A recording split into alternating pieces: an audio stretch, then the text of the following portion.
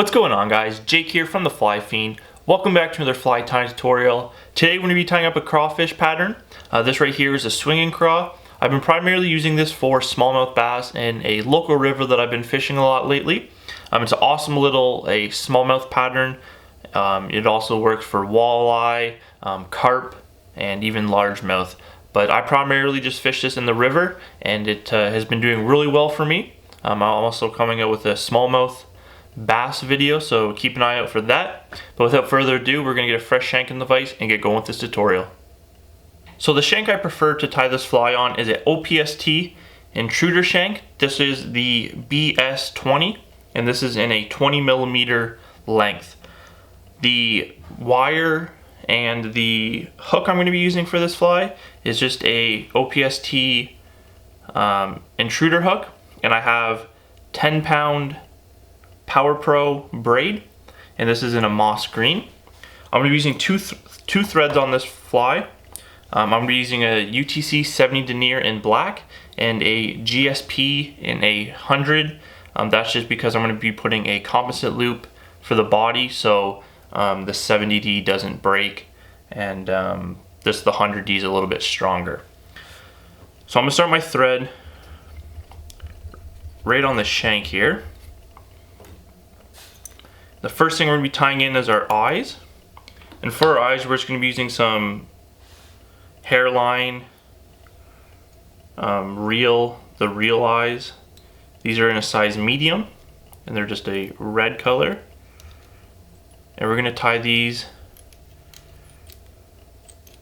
right on the bottom of this shank here. So I'm just going to tie these down nice and tight, just making some wraps and take some wraps underneath, just like so. You can see that they're nice and straight. You want those as straight as possible and level as possible. Now what I'm going to do is just get a little bit of this Gorilla Glue, super glue, and I'm just going to put a little dab on these threads, and it's just going to ensure that these don't slide around at all. Really bind everything together. So this is the gel, and I just put a little dab on the top, and I just grab a little pin here, just spread it around so it's covering all those threads and binding that all together. You can use a UV fly finish on that, but I like using super glue. I think super glue it just binds together harder, and it's just a little bit stronger. So as far as this trailing hook goes, I'm going to make sure that this is nice and flat right on top of that shank. You don't want this twisting at all. I like to have it about a 1/2 inch sticking off the back of that shank. So what I'm going to do now is just kind of cut this to a rough measurement. I try to do this pretty quick so the super glue is still kind of wet, so this kind of seeps into that as well. I'm going to take these 2 pieces through the front of the loop, and I'm going to bring them under, just to make sure that that's not going to slip out at all. Then you can come in and just throw some more turns in there, just to make sure that you're really pushing that braid into that super glue, just like so. So the first material we'll be tying in is some marabou, and this is just some strung marabou, and it's in a mahogany color. And I'm actually going to strip this marabou off the stem. It's a little bit easier than tying in. This is a full length marabou feather, so it's a little bit easier to control. So I'm just going to cut those little curly ends off. Then I can kind of just use my nail to kind of get some of these very straight fibers out, so it gets down to the kind of the fluffier marabou. We're gonna tie this right on top, and we're gonna have about an inch or so coming off the back there. I was going to make sure this is nice and tight.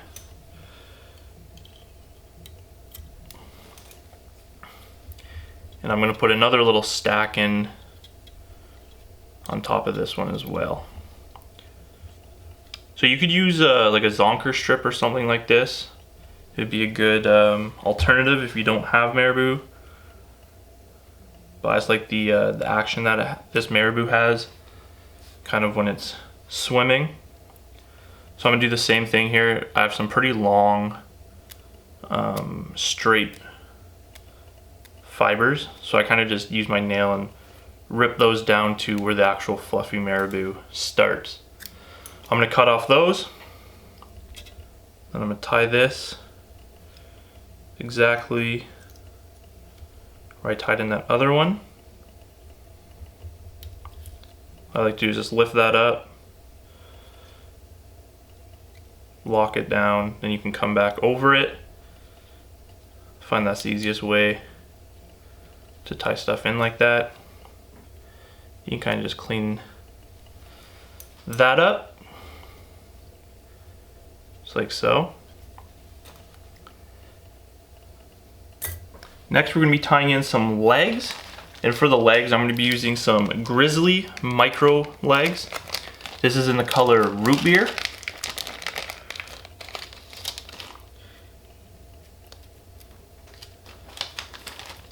I'm going to grab about four fibers here, or four legs.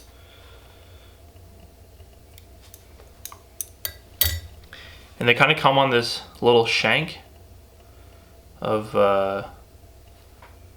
rubber.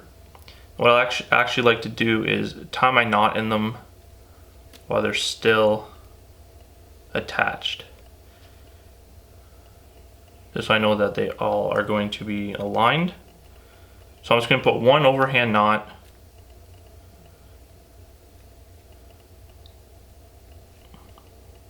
in that, then cut the rest off.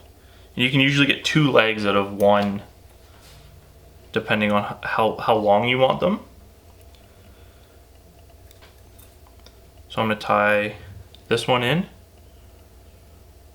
trying to keep it all nice and straight.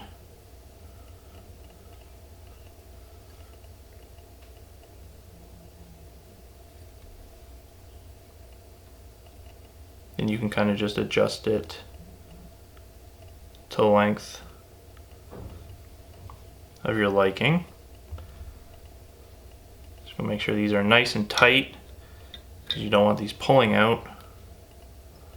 If a fish grabs it, you just want them to be nice and secure. So I'm just gonna cut that side out. I'm gonna put this other side in a knot. Then I can just repeat that on the other side. Just like so. So I can just put this right on top here.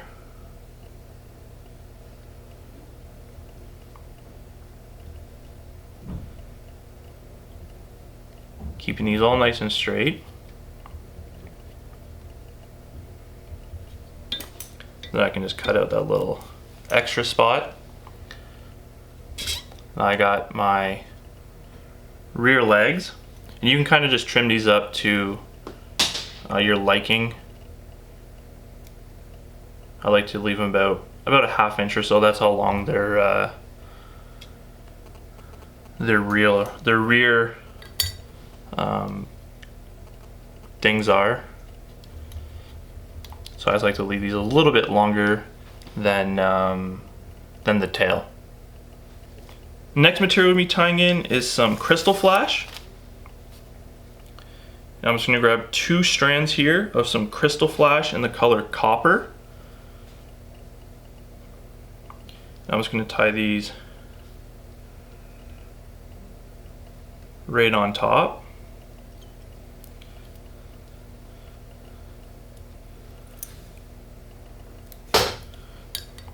You kind of want these just spread a bit. And you want these, I usually leave these pretty long.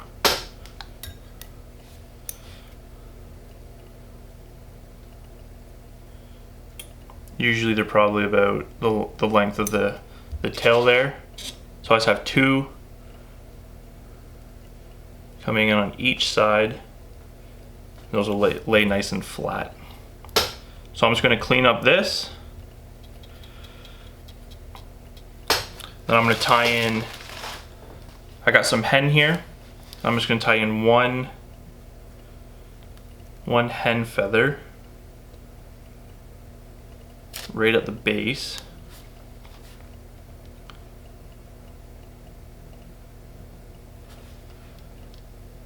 So I can just kind of loosely turn that in. Grab my hackle pliers.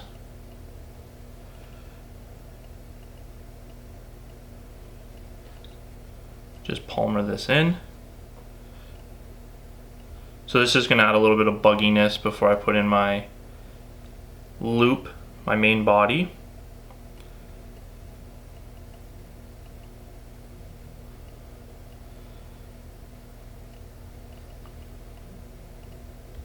So I'm just going to put in this whole feather of the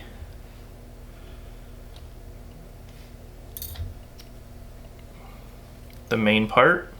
So I can cut it off once I get to the fluffy marabou at the bottom of the stem. I can just cut that stem right out. And what I actually like to do is kind of just back wrap over the main stem, just so it doesn't get ripped out. You're going to be fishing this pretty close to the bottom, so durability is definitely key with this fly. So I'm just going to throw in a whip finish here, so I can cut out this 70, and I can tie in my 100D, so I can tie in my composite loop. So I'm just using some Vivus, just white, or the regular color that GSP comes in. Just cut that out. I can make my loop here. So I'm just making this loop about 6 inches long. This isn't that big of a body. So I have it just about 6 inches or so. Now for my composite loop, I'm going to be using just dubbing. And the dubbing I'm going to be using is this Squirrel SLF. This is in rusty brown. So I really like this color. It goes well with the whole crawfish theme, and it's got some shine in it. It's got some black fibers. It's got some really long guard hairs, so it just adds a lot of bugginess to the overall look of the fly. So I'm just gonna grab my dubbing spinner here, and I'm gonna grab a little bit of some Wapsi premium dubbing wax and just give that thread a little swipe. Then I'm just going to grab this dubbing, kind of align it in my fingers as best as possible. And I like a pretty sparse loop. Like you can get pretty heavy with this dubbing, but I like it pretty sparse, and it just makes a lighter fly, easier to cast, doesn't hold as much water. So I'm just going to get that in there just like so. I can spin that up.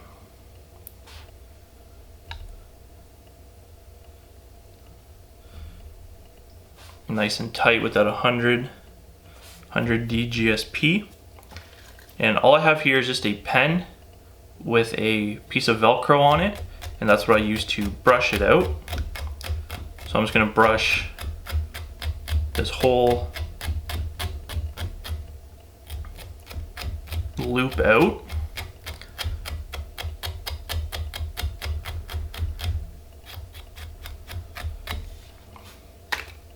Looks very buggy, just what we're aiming for. So I'm just gonna make one wrap right at the base.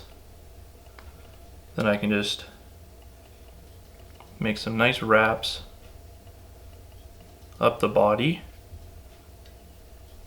And I like to make open spiral wraps, just so it's not super tight and cluttered. It's just going to shed more water, which I like. Lighter flies have more movement, so I can just cut that out, throw a little 2-turn whip finish in there. Then I can cut out that thread.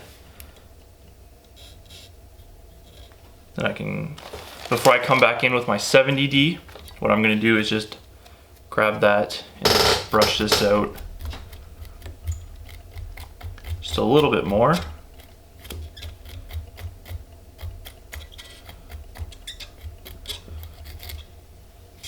Just like so. So we have a really nice profile starting to come together. Now I can come back in with this 70.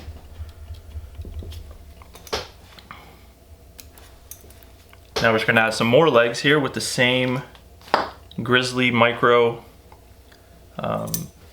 legs. I really like the micro ones. These have so much more movement. So I'm just gonna grab 2. We'll put 2 on each side here. These ones are just gonna be, I'm not knotting these or anything, they're just gonna be tied in. I'm just gonna tie these in right in front of the eyes.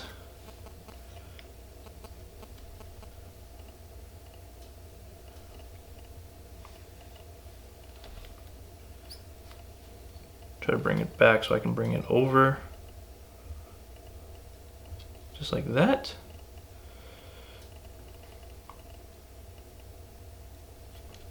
Make sure those are all nice and tight.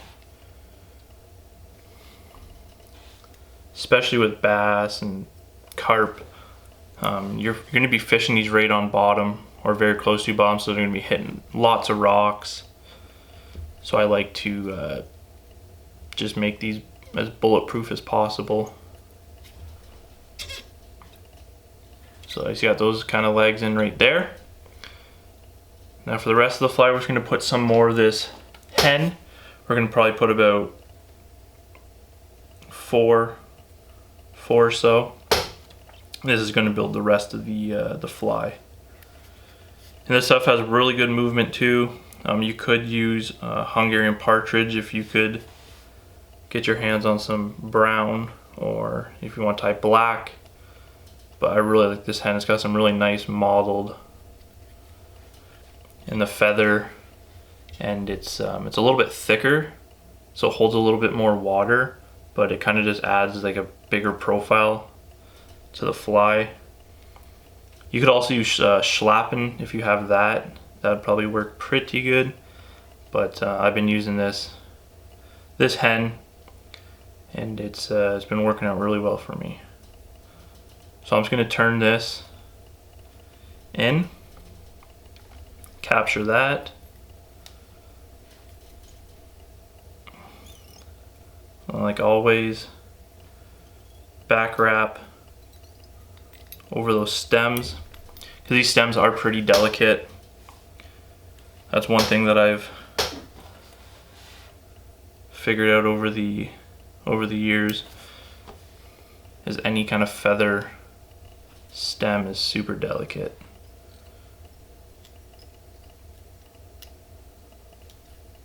Just like so. So I'm gonna throw one more in the front behind these eyes, and I like to put one right in front of the eyes, and that's just going to kind of cover up the thread wraps and just make it look more full.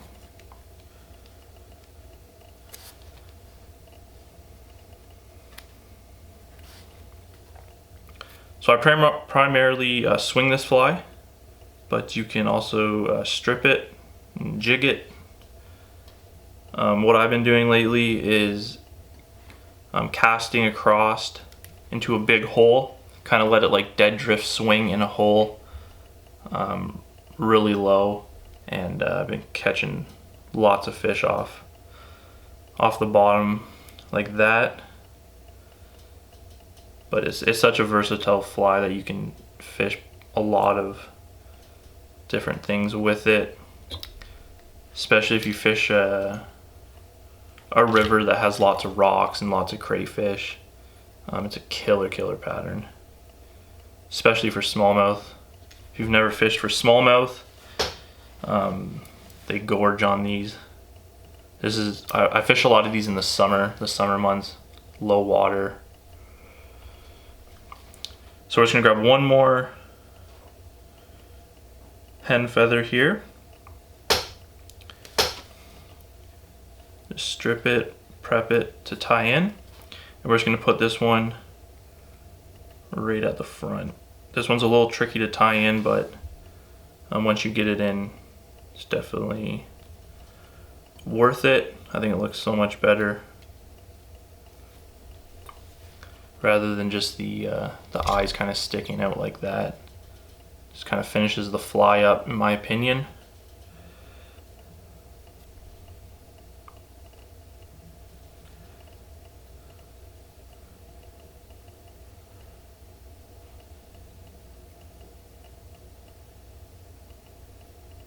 So we're just going to wrap this in nice and gentle.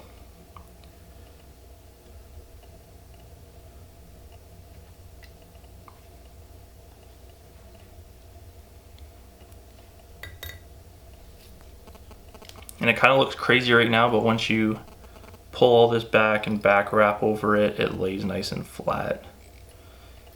And it actually kind of looks like the tail of a crawfish, so that's just an added bonus. But I really like this stuff. So I'm just gonna back wrap over this pretty tight.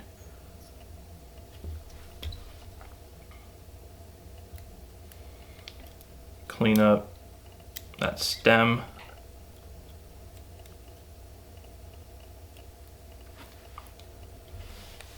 Let's build up a nice little head here. We'll build a whip finish.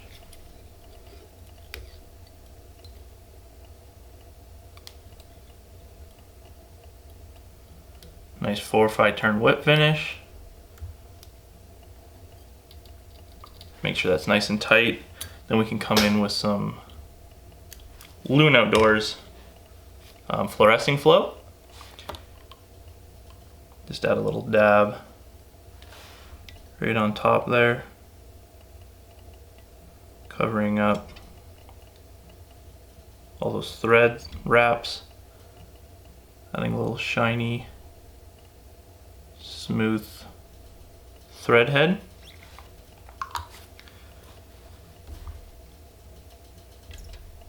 Just like so. Once that's cured, you are good to fish. So like I said, I like to fish these in rivers. It's an awesome pattern for rivers. You can tie them in olive, black, this kind of brown, rusty kind of crawfish color, and they work really well.